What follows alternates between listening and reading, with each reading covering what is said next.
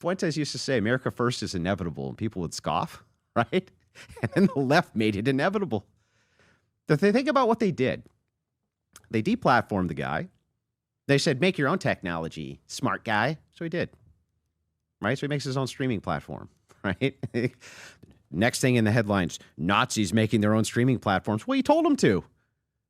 You deplatform from the one place that you can engage with him publicly that would get normal people to view him, right? And others like him.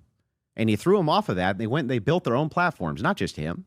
Gavin did it too, Gavin McGinnis, right? Stefan Molyneux had the largest philosophy show. I loved watching that show. Okay, loved it. I would drive for hours listening to Stefan Molyneux prattle about philosophy because I'm a dork like that, right? Hours of listening to this guy prattle. And I'd always say, one day I'm going to debate this fucking idiot. But I like the guy. Did you or no? I haven't yet. Okay. I will. But I like the guy quite a bit. Don't get me wrong. I really do. But I would listen to him for hours, these guys. And YouTube systematically threw them all off the platform, not because of any actual violations to their terms of service. What they did was they reacted to the liberal progressive base and then based their terms of service on that reaction. And then the counter narrative was, well, go build your own. So they did. They went and they built their own. So now they've built all their own, and then they start amassing this huge audience completely unopposed. Okay, well, times are a-changing. Now X is bought by Elon Musk. Suddenly that's freed up. They're all allowed to come back on X. Now they got another platform. And what can you do on X now? You can video host too. Now you can do video on X.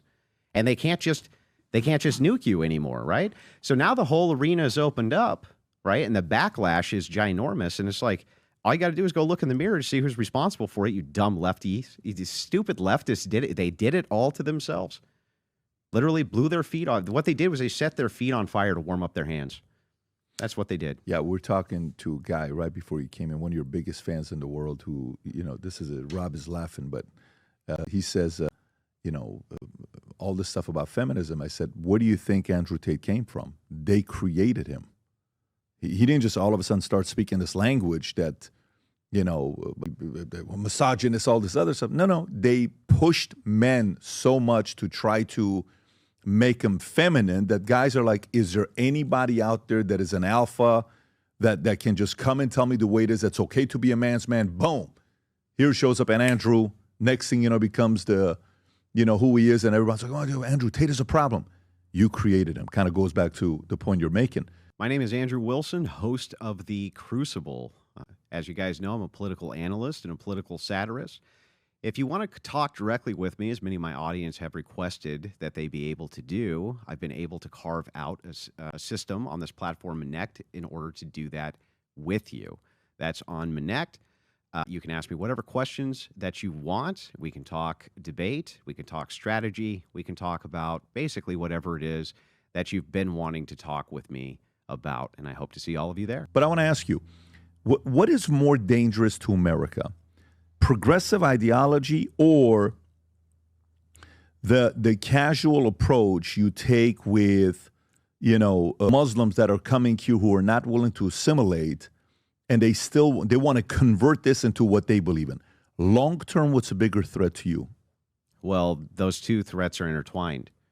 So you have to understand that the Muslim mentality in the United States, after debating with so many of them, I understand what their goal is, and they're pretty emphatic about stating it. Muslims also hate progressives, but progressives are useful idiots, really useful idiots.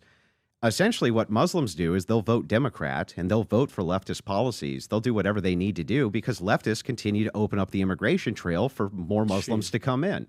So as long as Muslims can use left-wingers for the path to bring more Muslims in, they'll vote left overwhelmingly.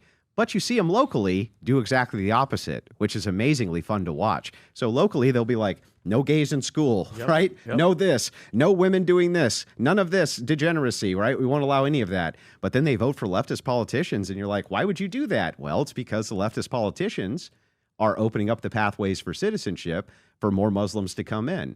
It's a takeover. It's an invasion. It's always been an invasion. In Europe right now, it's an invasion. It's the same thing there. The lefties, or the Muslims there, they'll vote for the lefties. Why? Because it's a very pragmatic thing to do to continue to keep the pathway of citizenship open. Yep. What do Muslims say their ultimate weapon is? The woman's womb. We'll breed you out. They don't care. They'll wait 200 years. They don't care. It's to infiltrate, populate, dominate, and never assimilate. Yeah. And then it's Sharia law.